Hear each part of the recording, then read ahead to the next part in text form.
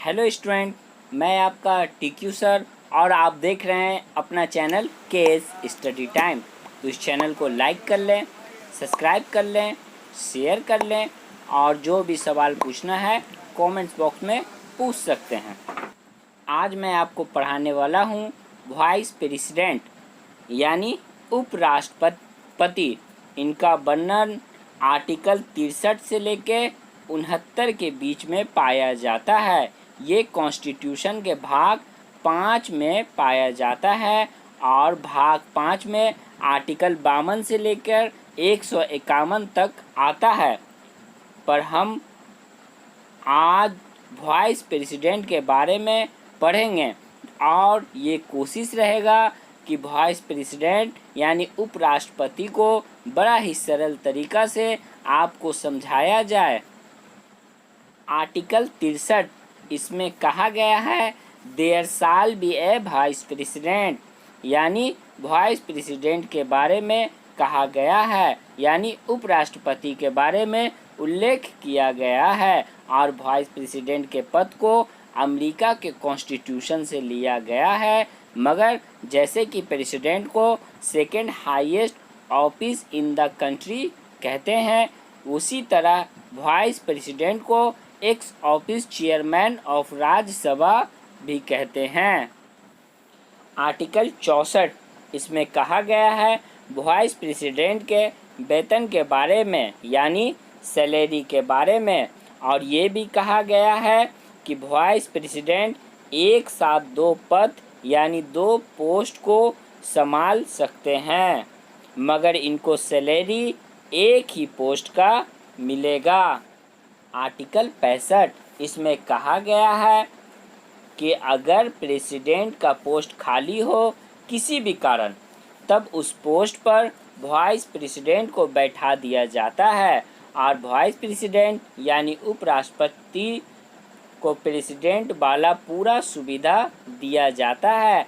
जैसे प्रेसिडेंट अपना जीवन बिताते थे, ठीक उन्हीं तरह वाइस प्रेसिडेंट भी एक प्रेसिडेंट की तरह ऑफिस में रहेंगे, मगर वह प्रेसिडेंट नहीं बनते।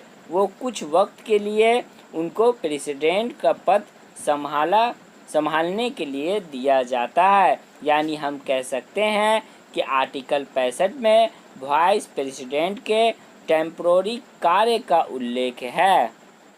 आर्टिकल 66 इसमें कहा गया है वाइस प्रेसिडेंट के चुनाव के बारे में, यानी क्वालिफिकेशन क्या क्या होना चाहिए।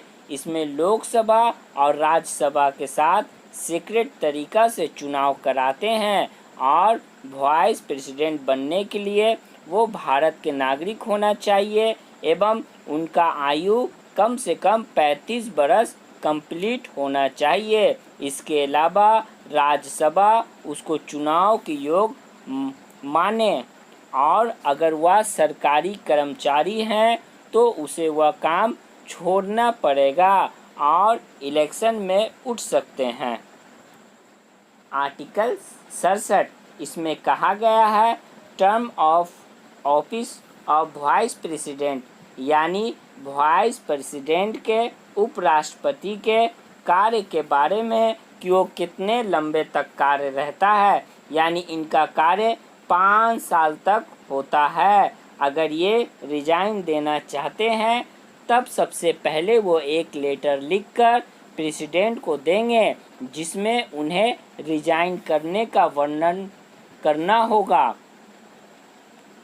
या उनका खाली करने के लिए इम्पीचमेंट कराया जाता है जो राज्यसभा के मंजूरी से होगा। इसके बाद लोकसभा भी इसको सपोर्ट करे और 14 दिन पहले एक नोटिस दिया जाएगा। उसके बाद वाइस प्रेसिडेंट को हटा दिया जाता है, पर यह कार्य वोटिंग के द्वारा होता है। आर्टिकल 68 इसमें कहा गया है वाइस प्रेसिडेंट के इलेक्शन के बारे में, यानी जब पुराने वाइस प्रेसिडेंट का समय ख़त्म हो जाए तब जल्द से जल्द नया आदमी को यानी व्यक्ति को शपथ दिलाकर उनके जगह पर बैठा दिया जाता है। इनका चुनाव इनडायरेक्ट इलेक्शन मेथड से कराया जाता है और इसमें दोनों हाउस यानी राज्यसभा और लोकसभा के मेंबर भाग लेते हैं। आर्टिकल 69 इसमें कहा गया है वाइस प्रेसिडेंट यानी उपराष्ट्रपति के ओथ यानी शपथ के बारे में। आर्टिकल 70 इसमें वाइस प्रेसिडेंट यानी उपराष्ट्रपति के खाली पद के बारे में उल्लेख है कि उस पद को इमरजेंसी में यानी इमरजेंसी के वक्त जल्द से जल्द कैसे भरा जाए और कैसे जो है एक नए वाइस प्रेसिडेंट को उनके जगह नियुक्त किया जाए। आर्टिकल 71 इसमें वाइस प्रेसिडेंट और प्रेसिडेंट के बारे में उल्लेख है, यानी हम आसान तरीका से ये कह सकते हैं कि अगर प्रेसिडेंट और वाइस प्रेसिडेंट का कोई मामला हो और कोई केस हो तो उसको सिर्फ सुप्रीम कोर्ट के द्वारा ही हल कराया जाता है, यानी उस मामले को सुप्रीम कोर्ट ही सॉल्व करेगा। ये चैप्टर यहीं समाप्त होता है और उम्मीद है कि आपको एक एक आर्टिकल बहुत ही सरल तरीके से और बहुत ही आसान तरीके से समझाया गया और उम्मीद है कि आपको एक एक आर्टिकल बहुत ही आसान तरीका से समझ में आया होगा। Thank you for watching video.